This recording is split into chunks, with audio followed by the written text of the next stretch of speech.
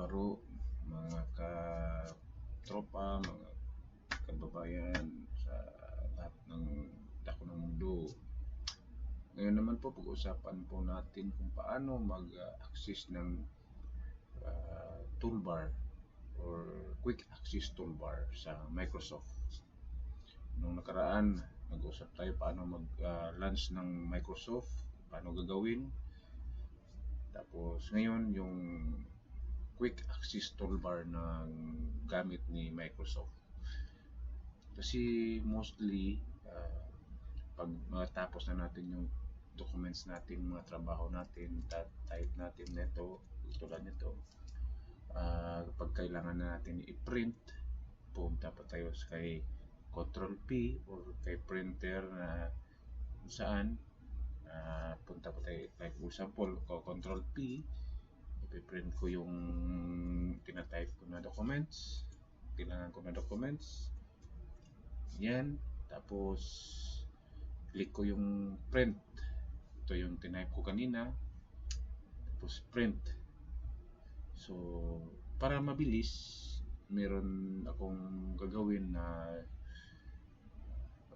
in shortcut na doon natin ilalagay sa access toolbar. Tanong, saan ba makikita yung quick access toolbar? Papakita natin ngayon. Balik muna ako sa arrow right na to, pabalik tayo dun sa Excel natin. Example, may na-type na po ako dito, yung quick access toolbar, dito natin makikita sa upper left ng computer nyo. Nakikita nyo tong arrow na to, yan, ito, i-click nyo lang po ito. Pag click nyo yan, makikita nyo yung quick print. Quick print, nakikita nyo, quick print. So labas muna ako, ito lang yung makikita nyo muna, di ba? Arrow lang, tapos walang ibang picture dito banda. Pag click nyo po yan, click yung quick print, ayan po, lumabas po yung print. Yan, so ibig sabihin, pag may na-type po kayo dito na gusto nyo agad-agad i-print, pag ready na po kayo, click nyo na agad yung print. Yan, magpiprint na yan. Punta ka na sa printer mo. So hindi ka na pupunta pa kanina sa Control P, tapos print. Ito diretso na, quick access toolbar. Saka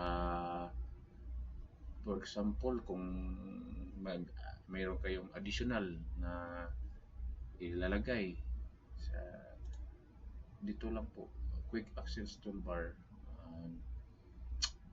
may i-customize kayo ng mga gusto nyo para mabilis, yan, dyan lang. Yan lang po ang paggamit ng quick access toolbar na